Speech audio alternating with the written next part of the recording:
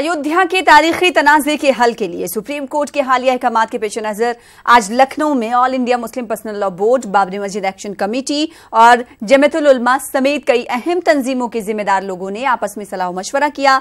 लखनऊ के नदवतुल उलमा में मुनज़्ज़म की गई मीटिंग में बोर्ड के सदर मौलाना सैयद राबे हसनी नदवी, जफर याब जिलानी, वली रहमानी, अतीक बस्तवी, खालिद रशीद फिरंगी महली और इकबाल अंसारी समेत कई अहम लोग शरीक थे। देखें रिपोर्ट। सुप्रीम कोर्ट की खुसूसी पेशरफ्त के तहत अयोध्या का तारीखी तनाज़ा सहरुकनी पैनल के सुपुर्द कर दिया गया है। पैनल की जानिब से फरीकैन को अपनी अपनी राय रखने के लिए मदऊ किया गया है। सहरुकनी पैनल फरीकैन के साथ बैठकर बातचीत करेगा। तमाम फरीक अपनी अपनी राय पैनल को देंगे। जस्टिस हलीफुल्लाह की सदारत में मसालिहत के लिए बातचीत फैजाबाद में होगी। जस्टिस हलीफुल्लाह के साथ पैनल में श्री रविशंकर और वकील श्री राम पंचू शामिल हैं। मस्जिद की बाजियाबी के लिए कोशिशें कर रहे लोगों ने बाकायदा पैनल के सामने पेश होकर अपनी रिपोर्ट देने के लिए आपसी मशवरों का अमल शुरू कर दिया है, जिसकी पहली नशिस्त आज मुनज़्ज़म की गई। इस अहम मीटिंग को मीडिया से दूर रखा गया है, ताहम इकबाल अंसारी ने मीटिंग से बाहर आकर बयान जारी कर दिया और श्री रविशंकर की पैनल में मौजूदगी पर सवाल या निशान भी लगा दिया। ये मसला जो है मसला 70 साल का है। आज तय होने के लिए हमारे यहाँ मीटिंग बुलाई गई है। कोर्ट ने पैनल भी बनाया है। हम कोर्ट का भी इस्तकबाल करते हैं। हम चाहते हैं ये मसला तय हो और बहुत ही अमन और सुकून तय हो। ना हिंदुओं में कोई बात हो, ना मुसलमानों में कोई ऐसी बात हो। हिंदू और मुसलमानों में दोनों में आपसी बात बनी रहे, हम यही चाहते हैं। रविशंकर जी का विरोध जो है अयोध्या के पहले हिंदुओं ने किया है, बाद में हम कर रहे हैं। हमें चाहते हैं कि जहाँ अयोध्या के साधु संत नहीं है वहाँ हम भी नहीं रहेंगे, क्योंकि हम अयोध्या में रहते हैं, साधुओं के साथ में रहते हैं, इसलिए उनके साथ में रहना हमको जरूरी है। अगर संत साथ में नहीं है तो हम जो है रविशंकर से कोई बात नहीं करेंगे। हम बिल्कुल नहीं चाहते हैं। यहाँ ये बात भी काबिल गौर है कि इकबाल अंसारी की बयान की खबर जैसे ही दूसरे अराकीन को पहुंची, उन्होंने इकबाल अंसारी को वापस बुला लिया और इकबाल अंसारी की बयानबाजी पर उन्हें जफर याब जिलानी के जरिए बयान न जारी करने की ताकीद भी की गई। न्यूज़ 18 उर्दू के लिए लखनऊ से तारिक कमर की रिपोर्ट। वज़ारत फ़रोग़ इंसानी वसाइल की मदरसा मॉडर्नाइजेशन स्कीम के तहत काम करने वाले असातिज़ा की तनख्वाह की अदायगी का मामला पेचीदा होता जा रहा है। योगी हुकूमत की जानिब से गुज़िश्ता 2 साल का 40% बकाया देने के इनकार के बाद वज़ारत ने खुद रकम की अदायगी की यकीन दहानी कराई है। वज़ारत के मुताबिक इंतखाबी ज़ाब्ते अखलाक नाफिज होने की वजह से रकम जारी करने के लिए उसे इलेक्शन कमीशन की इजाज़त लेना होगा।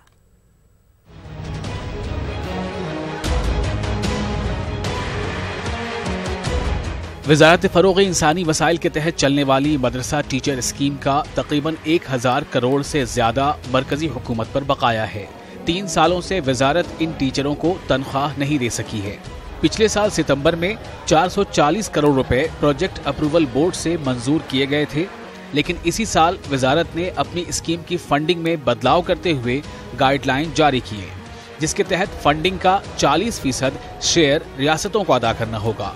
लेकिन उत्तर प्रदेश हुकूमत ने गुज़िश्ता 2 साल का 40% अदा करने से इनकार कर दिया।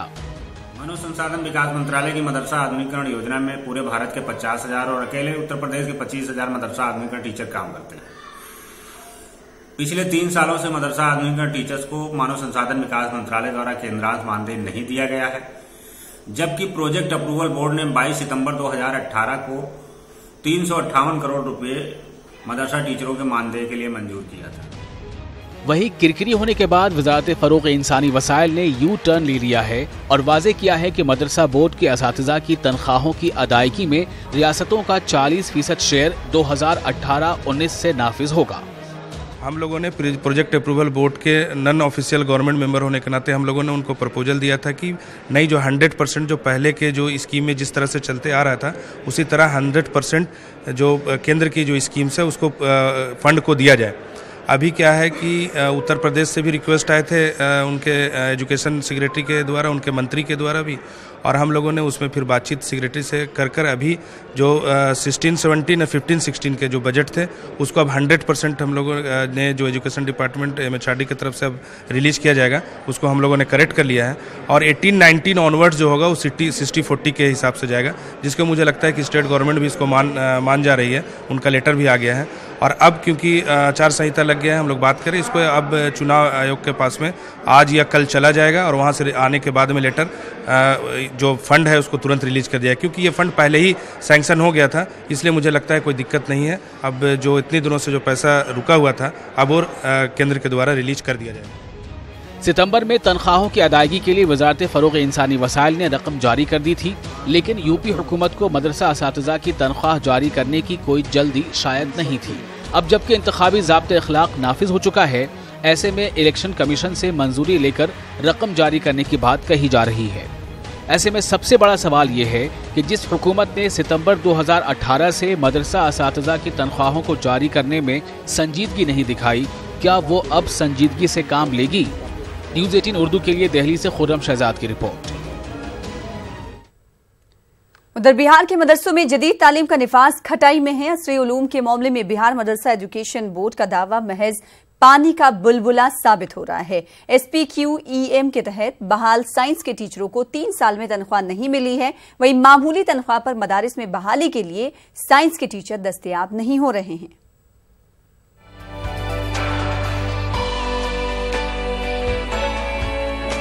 SPQEM मरकजी हुकूमत का मंसूबा है, जिसके तहत बिहार के सभी मदारिस में 3 साइंस के टीचरों की तकर्री करनी है, वो भी महज 6,000 रुपये के महीने पर। मामूली तनख्वाह पर मदरसा बोर्ड को टीचर नहीं मिल रहा है। वहीं पहले से बहाल करीब 70 टीचरों को 3 साल से तनख्वाह नहीं दी गई है। आप एक तरफ कह रहे हैं कि जदीद तालीम से रास्ता करेंगे लोगों को, कैसे मुमकिन है?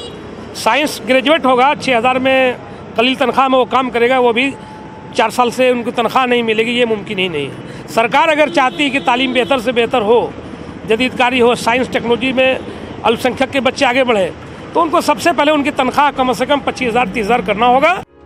मदरसा एजुकेशन बोर्ड ने भी माना है कि जदीद तालीम मदरसे में नहीं के बराबर है। मदरसा बोर्ड इस ताल्लुक से हुकूमत हिंद के महकमे तालीम से राब्ता कर रहा है। चेयरमैन के मुताबिक टीचरों की तनख्वाह कम से कम 25,000 रुपये होना चाहिए, तब जाकर साइंस टीचरों की बहाली का मरहला पूरा होगा। उधर SPQEM के तहत माली साल 2014-15 में बोर्ड को पैसा मिला था। इसके बाद किसी तरह की कोई रकम इस मद में नहीं दी गई। सरकार का ये मंशूर है, ये कानून बनाया गया था कि 1127 मदरसों में लाजमी तो 3 टीचर रहेंगे, साइंस टीचर। उसके लिए मैं एक लेटर बनाया हूँ महकमे तालीम हुकूमत हिंद के नाम और उनको वज़ीर तालीम हुकूमत हिंद के नाम कि आप 1127 मदरसों में कम से कम 3300 टीचर होंगे और उसके लिए तकरीबन 1 करोड़ रुपए की ज़रूरत है सालाना। और उसके प्रिंसिपल सेक्रेटरी से मैं मुलाकात करके जो बकाया सैलरी है वो और आगे 25,000 रुपये कम से कम साइंस टीचर के लिए तय किया जाए ताकि टीचर बहाल हो और काम हो सके। इस ताल्लुक से सूबाई हुकूमत से माहिरीन तालीम ने पहल करने की अपील की है। JDU के MLC खालिद अनवर ने इस मसले को हल कराने का भरोसा दिलाया है। नीतीश कुमार जी ने आपने देखा होगा कि बहुत सारी सेंटर की ऐसी स्कीम थी जो डल हो गई थी मुसलमानों के लिए, तो उन्होंने एडॉप्ट करके क्या किया कि अपने स्टेट से पैसा दे करके उन स्कीमों को चलाया। तो मैं ये बात रखता हूँ और कोशिश करता हूँ कि ये जो स्कीम है यानी मॉडर्नाइजेशन ऑफ मदरसा की जो स्कीम है, उस स्कीम पे हम लोग क्या कर सकते हैं। मदरसा बोर्ड ने प्रपोजल बनाया है कि टीचरों को कम से कम 25,000 रुपया मिलना चाहिए। उम्मीद है इस सिलसिले में सियासी पार्टियां गौर करेंगी। कैमरामैन सुबोध कुमार के साथ महफूज आलम, न्यूज़ 18 पटना।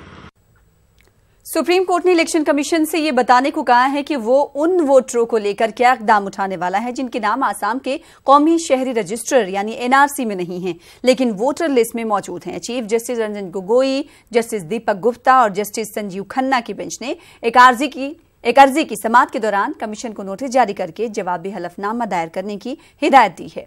कमीशन को यह बताना होगा कि आसाम में जिन अफराद के नाम NRC से तो हटा दिए गए हैं लेकिन वोटर लिस्ट में अभी भी मौजूद हैं, उनका क्या होगा। सुप्रीम कोर्ट ने गोपाल सेठ की इस दरख्वास्त पर कमीशन से यह जवाब तलब किया है, जिसमें अर्जी गुजार ने NRC से नाम हटाए जाने के बावजूद वोटिंग का हक मांगा है।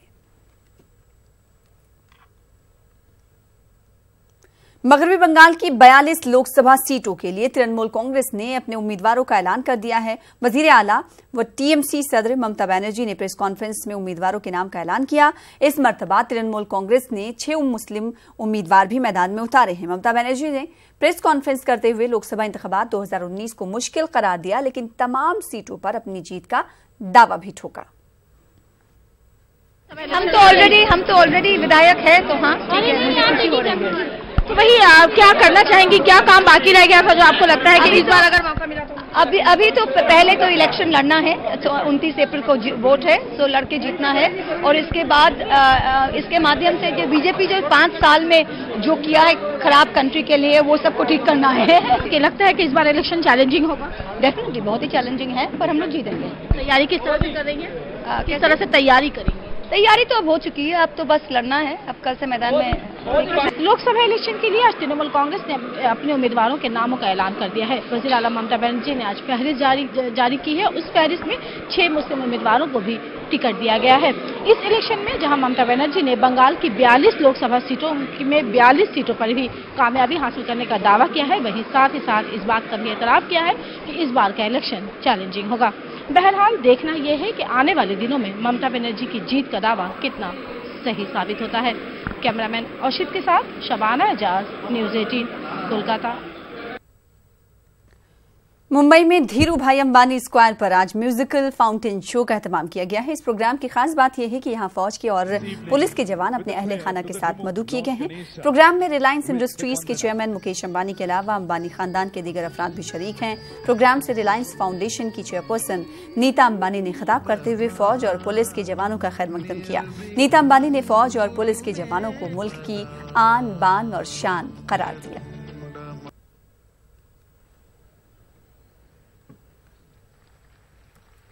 This is a proud moment for all of us to have our armed forces and their families with us today. With folded hands and from the bottom of my heart, I welcome the families of our Jawans and officers. The strength behind our forces. Swagatam, Swagatam, Suswagatam.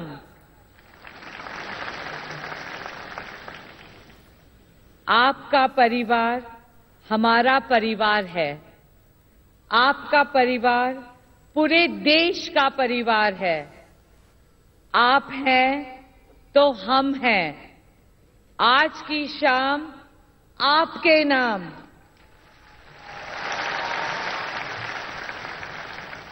आज की शाम देश के रखवालों के नाम।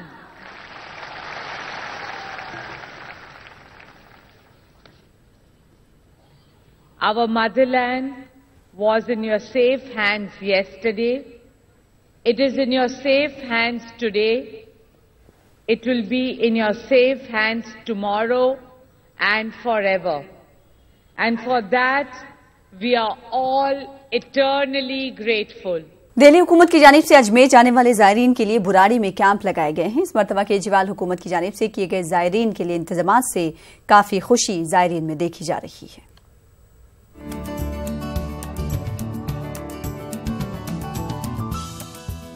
अजमेर जाने वाले जायरीन के लिए केजरीवाल हुकूमत की जानिब से बुराड़ी में उर्स कैंप लगाए गए हैं। इनमें 300 से ज्यादा बसें रोज पहुंचती हैं और अब तक 1035 से ज्यादा बसें यहां आ चुकी हैं। इन जायरीन के लिए 7 बड़े कैंप लगाए गए हैं। ये सारे कैंप वाटरप्रूफ है। पूरे कैंप में उड़ती धूल से बचाव के लिए ग्रीन कार्पेट बिछाया गया है। लेकिन कैंप की सबसे खास बात जनता रसोई है। इस रसोई में मुफ्त में खाना बनाने की सहूलत है और इसके लिए चूल्हे केजरीवाल हुकूमत की जानिब से लगवाए गए हैं और यहाँ पहली बार बायो टॉयलेट का इस्तेमाल किया गया है। परेशानी बोलते तो कुछ नहीं है, खाना पीना बनाने में तो बहुत अच्छा ही इंतजाम है। कोई चीज दिक्कतदारी तो नहीं है। कहाँ से आए आप? कहाँ? हम लोग आए हुए बिहार से। सबसे अच्छा सुविधा है, माने इतना अच्छा सुविधा है कि पहले का टाइम में आज से 2 बरस पहले ऐसा सुविधा नहीं था। क्या खास दिखाई दिया यहाँ? ये बहुत अच्छा सुविधा हुआ। मच्छर नहीं है, पर्स बिछा हुआ है, बैठने उठने सोने का हर तरफ से फैसिलिटी अच्छा मिला।